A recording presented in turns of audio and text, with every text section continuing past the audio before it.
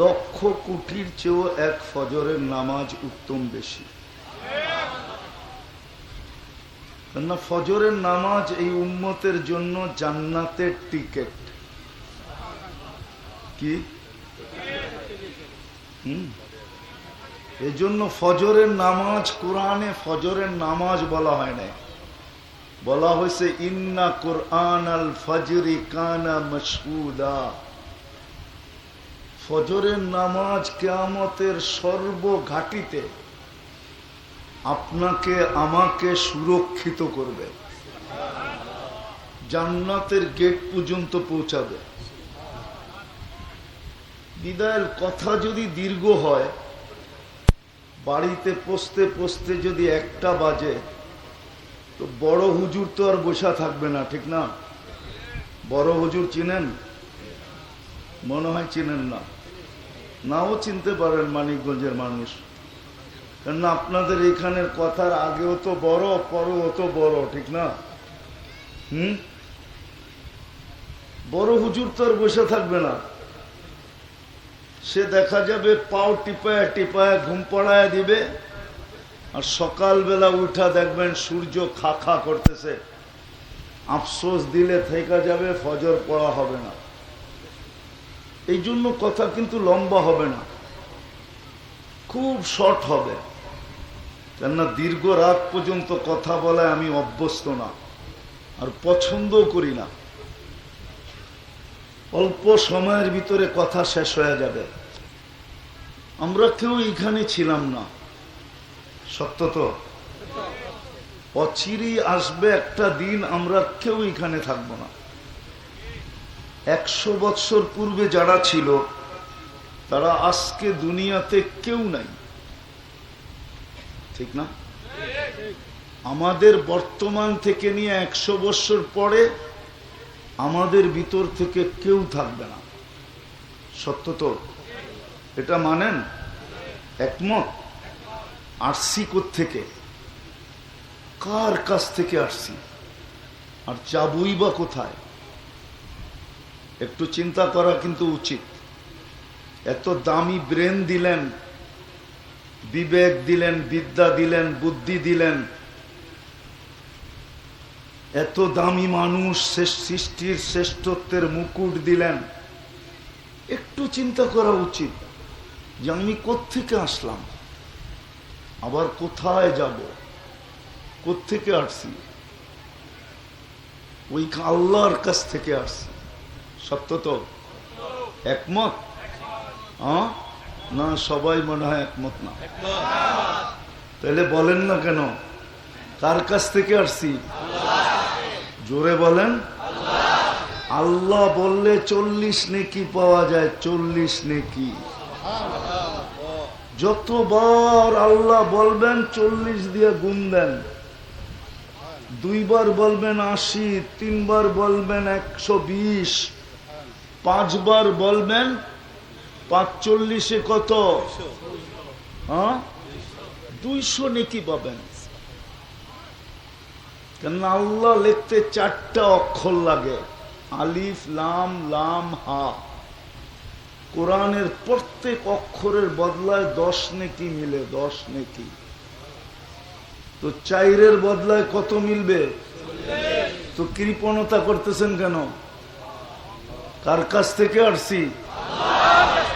উচিত তো ছিল সারাদিন আল্লাহ আল্লাহ বলা। যদি বলবেন কেন, তাহলে আপনি নুন কার খান সারাদিন? কার নুন খান? আরে নুন বোঝেন কি? লবণ, ঠিক না? আচ্ছা লবণই বলেন, নুনকে লবণই বলেন।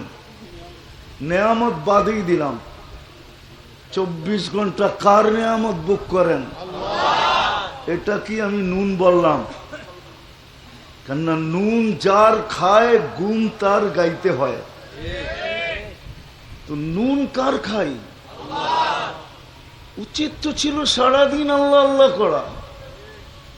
যুবককে তো এটাই বুঝাইতে পারতেছি না যে ও যে যৌবনের তরঙ্গে চলে, ওকে যৌবনটা কে দিছে? যৌবনের দাম কত? কলিকাতা হারবালে পাওয়া যায় না যৌবন, মডার্নে, চাইনিজ, আমেরিকান, দুনিয়ার কোনো হারবালেই পাওয়া যায় না। দাম কত যৌবনের বলেন? অনেক বলতে কত? 2-4-5 কোটি? হ্যাঁ, অমূল্য। সমগ্র জগতের সম্পদ একদিকে রাখলেও যৌবনের মূল্য হবে না। নারীর নারীত্বের মূল্য হবে না, পুরুষের পুরুষত্বের মূল্য হবে না। যুবককে যে যৌবন দিছেন, কে দিছে? সারা দিনে আল্লাহর গুণ কতটুকু গায়? বলুক এখানে এক যুবক যে আমি ডেলি 100 বার আল্লাহ বলি, বলুক আমাকে, বলুক এই দিক থেকে একজন। তাও তো মনে হয় হুজুর হবে, বা স্কুল কলেজের দিনদার তাবলিগালা হবে। সাধারণ যুবক বলুক তো ডেলি নুন কতটুকু খাই, গুণ কতটুকু গাই। উচিত তো ছিল সারাদিন নুন গুণ গাওয়া। একটু ভাবেন নুন কতটুকু খান। ডেলি শ্বাস নেই কয়বার জানেন? 1,60,000 বার। কয়বার আল্লাহ বলেন? ডেলি অক্সিজেন নেই 550 লিটার। কয়বার আল্লাহ বলেন? ডেলি আমার কিডনিকে সুস্থ রাখার জন্য আল্লাহ কুদরত দিয়া ডায়ালিসিস করেন 36 বার। কয়বার আল্লাহ বলি? তো মোটা মোটা দেখাইতেছি, দেখাইতে গেলে সারা রাত্র চলে যাবে। শুধু শুধু তো কোরআন বলছিল না আম্মা বিনি'মাতি রাব্বিকা ফাহাদ্দিস। ও মানুষ, তুই আমার গুনগুন খাস, মাঝে মাঝে আমার গুণও গাইস। কিন্তু আমরা তো মাঝে মাঝে আল্লাহর গুণ গাই না। গায় না যুবক গায়, না যুবতী গায়। যা কথাকে আমি আসল জায়গার থেকে গুছায়া নিয়ে আসতেছি।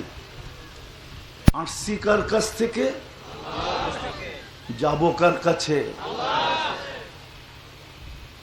এটা তো সত্য। যার কাছ থেকে আসছি তার কাছেই যাব, ঠিক না? তাহলে আসল কথায় আসি, প্রস্তুতি আপনার আমার কতটুকু? চলে যে যাবেন, চলে যে যাব, ওয়াজের তো দরকার ছিল না। যদি সিস্টেম থাকতো তাহলে কবরস্থান থেকে ডাইকা কাউকে এখানে বসায় দিলেই হইতো, আর ওয়াজের প্রয়োজন ছিল না। সে আইসা যখন কবরের অবস্থা শুনাইতো যথেষ্ট হয়ে যেত। আসছি আল্লাহর কাছ থেকে, যাব আল্লাহর কাছে, কিন্তু আমি প্রস্তুত কতটুকু? আমার প্রস্তুতি কতটুকু? কতটুকু প্রস্তুত? কতটুকু প্রস্তুতি? বলেন গিউর বলেন আর শিবালয় বলেন বা মানিকগঞ্জের মানুষ বলেন, একটু ভাবেন আপনার প্রস্তুতি কতটুকু, আমার প্রস্তুতি কতটুকু? যুবক বাবু, তোমার প্রস্তুতি কতটুকু? যাওয়ার তো কোনো নির্দিষ্ট সময় নেই। এই জন্যই তো মনে হয় প্রতিদিন কানে ধ্বনি দেয় আল্লাহ, ফাইন্নাকা গায়রা মুখাল্লাদ। আমি হাদিসের শব্দ বললাম, আল্লাহ বলে মানুষ তুই চিরঞ্জীব না। যুবককে বলেন কাম মিন শাব সাবাকা ইলাল মউত। কত যুবককেই তো আমরা যৌবন সহ কবরের কোলে শোয়ায় দিলাম। ইচ্ছা করলে তোকেও শোয়ায় দিতে পারি। ভাব একটু তোর প্রস্তুতি কতটুকু, তুই কতটুকু প্রস্তুত? চলে যাওয়ার তো কোনো সময় নাই। যদি সময় থাকতো তাহলে নিচের মাটিটা প্রতিদিন ধ্বনি দিত না। যদিও কানে শোনেন না, নিচের মাটিটা এখনো ধ্বনি দিতেছে, তামশি আলা যাহরি মাসিরুকা ফি বাতনি। তুমি আমার পিঠে চলমান, অচিরেই তুমি আমার পেটে আসবে, আমার পেটে। যখন আমরা হাসি না, তখন নিচের মাটিটা বলে তাদহাকু আলা যাহরি, তুই আমার পিঠে হাসিস। সাতাবকি ফি বাতনি, হতে পারে তুই আমার পেটে কাঁদবি। আবার যখন একটু ফুর্তি করি, ফুর্তি ফুর্তি বুঝেন, যখন একটু ফুর্তি করি তো নিচের মাটিটা বলে তাসুররু আলা যাহরি, তুমি খুশি, তুমি ফুর্তিতে আসো। সাতাহজানু ফি বাতনি, হতে পারে তুমি আমার পেটে দুঃখের সমুদ্রে ডুববে। আর যখন রং তামাশা করে, রং বোঝেন না, রং চিনেন? যুবকরা চিনবে। 14 তারিখ আসলে রং তামাশা করে, ঠিক না? মনে হয় রাগ হয়ে গেল কিনা যুবকরা? না, মনে হয় গাড়ি আটকায় দিলে কেমনে যাবো। 14 তারিখ আসলে রং তামাশা করে, তো নিচের মাটি বলে তাকুলুকাল আলওয়ানু আলা যাহরি, আমার পিঠে তোমাকে রং তামাশায় খাইতেছে, তাই না? সাতাকুলুকা দুদু ফি বাতনি, আমার পেটে তোমাকে কিরা মাকড়ে খাবে। আর যে সূর্যটা ডুবছে না, কি বলতে বলতে ডুবছে জানেন? কাল সকালে উঠবে না, কি বলতে বলতে উঠবে জানেন? আজকে ডুবতে সময় বলতে বলতে ডুবছে লান আউদ ফি হায়াতিকা আবাদা। ও গিউরের মানুষ, হতে পারে কাল সকালে তোমরা আমাকে আর কেউ উঠতে দেখবে না। রাত্রে এরকম কিছু ঘটবে যে তোমরা সব মাটির পেটের ভিতরে, সূর্য দেখবে তো দেখবে কোত্থেকা। প্রমাণ চান? গত ডিসেম্বর প্রমাণ হয়েছে তুর্কিতে, এক রাত্রে 1.5 লক্ষ লোক মারা গেছে।